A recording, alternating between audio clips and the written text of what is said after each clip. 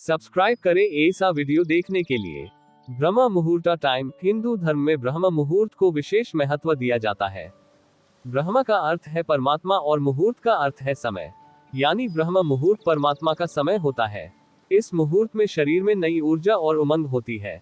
साथ ही इस समय सकारात्मक ऊर्जा का प्रवाह अधिक होता है। ऐसा माना जाता है कि ब्रह्म मुहूर्त के दौरान सभी देवी देवता भ्रमण पृथ्वी पर करते हैं।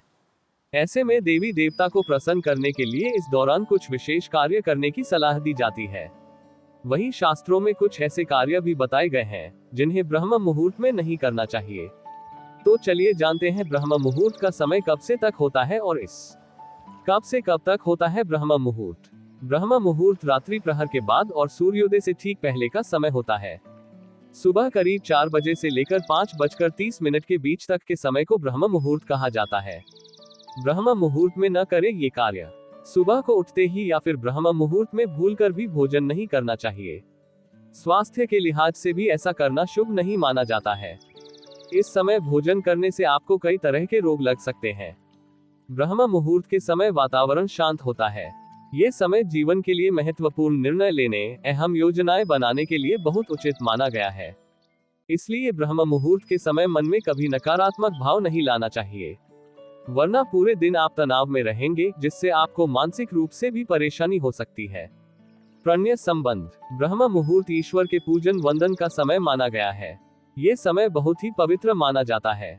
ऐसे में इस समय भूलकर भी प्रणय संबंध नहीं बनाने चाहिए। ब्रह्म मुहूर्त में कौन से कार्य करने चाहिए।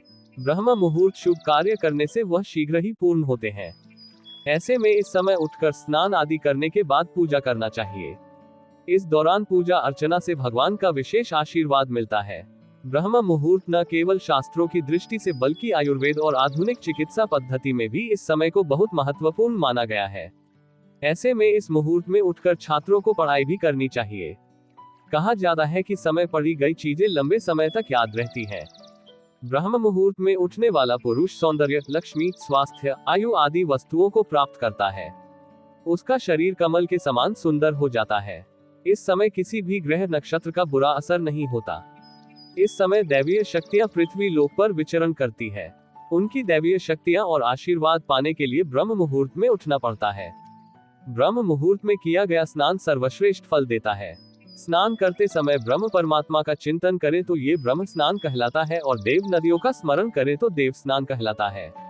इस समय स्नान करने से तीनों वात पित्त कफ दोष शांत रहते हैं और मन और बुद्धि बलवान होते हैं। ब्रह्म मुहूर्त में तामसी शक्तियां सुप्तावस्था में होती है। मन और बुद्धि सकारात्मक होती है। ध्यान जल्दी लगता है। इस समय स्मरण शक्ति तीव्र रहती है। ब्रह्म मुहूर्ते या निद्रा सा पुण्यक्षय कारिणी। ब्रह्म मुहूर्त की पुण्य का नाश करने वाली होती है। ब्रह्म मुहूर्त का विशेष महत्व बताने के पीछे हमारे विद्वानों की वैज्ञानिक सोच निहित थी। वैज्ञानिक शोधों से ज्ञात हुआ है कि ब्रह्म मुहूर्त में वायुमंडल प्रदूषण रहित होता है। इसी समय वायुमंडल में ऑक्सीजन प्राणवायु की मात्रा सबसे अधिक 41% होती है, जो फेफड़ों की शुद्धि के लिए महत्वपूर्ण होती है। शुद्ध वायु मिलने से मन, मस्तिष्क भी स्वस्थ रहता है। व्यवहारिक रूप से अच्छी सेहत, ताजगी और ऊर्जा पाने के लिए ब्रह्म मुहूर्त बेहतर समय है, क्योंकि रात की नींद के बाद पिछले दिन की शारीरिक और मानसिक थकान उतर जाने पर दिमाग शांत और स्थिर रहता है। वातावरण और हवा भी स्वच्छ होती है। ऐसे में देव उपासना, ध्यान, योग, पूजा तन, मन और बुद्धि को पुष्ट करते हैं। ब्रह्म मुहूर्त का महत्व। आप जिस भी क्रिया में दीक्षित हुए हैं, अगर इस समय वह करना शुरू कर देंगे तो आपको इसका सर्वश्रेष्ठ फल मिलेगा। हाँ, ये समय किताब पढ़कर सीखी हुई क्रिया करने का नहीं है। आपके भीतर पड़ा वह बीज इस समय विशेष सहयोग मिलने से अंकुरित होने लगेगा या दूसरे समय की अपेक्षा ज्यादा तेजी से फूटेगा। यह समय सिर्फ दीक्षित हुए लोगों के लिए ही अनुकूल है। अगर आप दीक्षित नहीं है तो फिर 3.40 हो या 6.40 या फिर 7.40, कोई खास फर्क नहीं पड़ता है। ऐसे लोगों के लिए संध्या काल ज्यादा महत्वपूर्ण होता है। यह एक तरह का संधि काल होता है। जब मैं कहता हूं कि सूर्य ठीक आपके सिर पर है तो इसका मतलब है उस समय वह आपके सिर पर लंबवत है। उस समय यह एक विशेष तरीके से काम करता है। ये समय होता है 3.40 से लेकर अगले 12 से 20 मिनट तक। संध्या का मतलब है संक्रमण या एक स्थिति से दूसरी में जाना। सूर्योदय से 20 मिनट पहले व 20 मिनट बाद या सूर्यास्त से 20 मिनट पहले व 20 मिनट बाद का समय संध्या कहलाता है। ऐसा ही वक्त दोपहर 12 बजे और आधी रात को आता है, लेकिन ये दोनों संध्याएं अलग प्रकृति की होती है। दिन में 40 मिनट की ये 4 अवधियां संध्या काल कहलाती हैं। इस संध्या काल में आपका सिस्टम एक खास तरह के संक्रमण से गुजरता है। इस समय में मानव शरीर में मौजूद दो प्रमुख नादियों इड़ा और पिंगला के बीच एक खास तरह का संतुलन कायम होता है। सुबह शाम की ये दो संध्याएं गैर दीक्षित लोगों के लिए ठीक है, जबकि जो लोग शक्तिशाली ढंग से दीक्षित हुए हैं उनके लिए 3.40 का वक्त आदर्श है। जब मैं कहता हूं कि सूर्य ठीक आपके सिर पर है तो इसका मतलब है उस समय वह आपके सिर पर लंबवत है।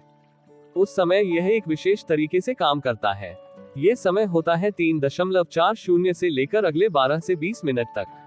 संध्या का मतलब है संक्रमण या एक स्थिति से दूसरी में जाना। सूर्योदय से 20 मिनट पहले व 20 मिनट बाद या सूर्यास्त से 20 मिनट पहले व 20 मिनट बाद का समय संध्या कहलाता है। ऐसा ही वक्त दोपहर 12 बजे और आधी रात को आता है, लेकिन ये दोनों संध्याएं अलग प्रकृति की होती है। दिन में 40 मिनट की ये 4 अवधियां संध्या काल कहलाती हैं। इस संध्या काल में आपका सिस्टम एक खास तरह के संक्रमण से गुजरता है। इस समय में मानव शरीर में मौजूद दो प्रमुख नादियों इड़ा और पिंगला के बीच एक खास तरह का संतुलन कायम होता है। सुबह शाम की ये दो संध्याएं गैर दीक्षित लोगों के लिए ठीक है, जबकि जो लोग शक्तिशाली ढंग से दीक्षित हुए हैं उनके लिए 3.40 का वक्त आदर्श है। अगर व्यक्ति अपने जीवन की दिशा को एक खास तरह से बदलने के लिए इच्छुक नहीं है तो उसे आधी रात को साधना नहीं करना चाहिए, क्योंकि इस दौरान की गई साधना कुछ ऐसे बदलाव लाती है जिसे आप शायद संभाल न पाए। रात्रि के चौथे प्रहर को ब्रह्म मुहूर्त कहते हैं। ये समय सूर्योदय से लगभग 1.5 घंटे पहले से शुरू होता है। प्रातः 4.24 से लेकर 5.12 तक का समय ब्रह्म मुहूर्त कहलाता है।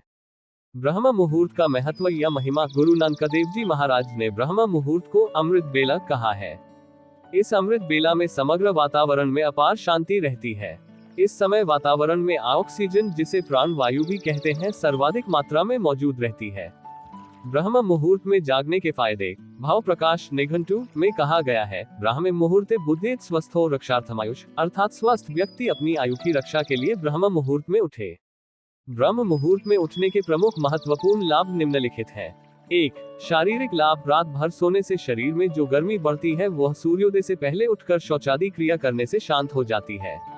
सूर्योदय से पहले उठने पर मल विसर्जन में देर नहीं लगती और मल निकल जाने से पेट हल्का हो जाता है, जिससे शरीर में चुस्ती फुर्ती आ जाती है। इसके बाद यदि स्नान भी कर ले तो सोने पे सुहागा। सुबह जल्दी उठने से रात्रि में भी सही समय में नींद आने लगती है, जिससे बार बार करवट नहीं लेना पड़ता और न ही कभी नींद की टैबलेट की आवश्यकता पड़ती है। जल्दी उठकर नित्य कर्मों से फारिग होकर यदि ब्रह्म मुहूर्त में वायु सेवन के लिए सैर की जाए तो हमारे फेफड़ों को शुद्ध ताजी प्राण वायु मिलती है, जो दिन भर में और किसी अन्य समय नहीं मिल पाती, क्योंकि सूर्योदय के बाद आवागमन बढ़ जाने से वातावरण दूषित होने लगता है। 2. मानसिक और आध्यात्मिक लाभ। सूर्योदय से पहले का समय शांत, सौम्य, शुद्ध और ताजगी से भरा होता है, इसलिए ये समय प्रभु भक्ति करने, योगासन, प्राणायाम और व्यायाम आदि करने के लिए सर्वश्रेष्ठ होता है। विद्यार्थियों के लिए भी यह समय विद्याभ्यास करने के लिए अति उत्तम होता है। रात भर विश्राम करने से दिमाग तरोताजा रहता है, जिसके कारण पढ़ा लिखा सहज ही याद हो सकता है। इस समय मन को सहजता से शांत एवं एकाग्र किया जा सकता है। 3. समय का लाभ। ब्रह्म मुहूर्त में उठने वाला सब नित्य कर्मों से सूर्योदय के पहले ही निवृत्त हो जाता है और उसके पास तब काफी समय होता है जिसमें वह कई प्रकार के उपयोगी और जरूरी कार्य कर सकता है। ब्रह्म मुहूर्त की महिमा और महत्व के बारे में और कई बातें हैं जिन पर एक पूरी किताब लिखी जा सकती है और कई विद्वानों ने लिखी भी होगी। कुल मिलाकर यदि हम अपनी लाइफस्टाइल में कुछ बदलाव करें और हमारे ऋषि मुनियों और आयुर्वेदाचार्यों के सुझावों पर अमल करें तो हम बिना डॉक्टर और दवाइयों के भी अपना पूरा जीवन पूरी तरह निरोग रहकर व्यतीत कर सकते हैं। ब्रह्म मुहूर्त में उठकर दिन का आरंभ करना ही दिन का शुभारंभ है।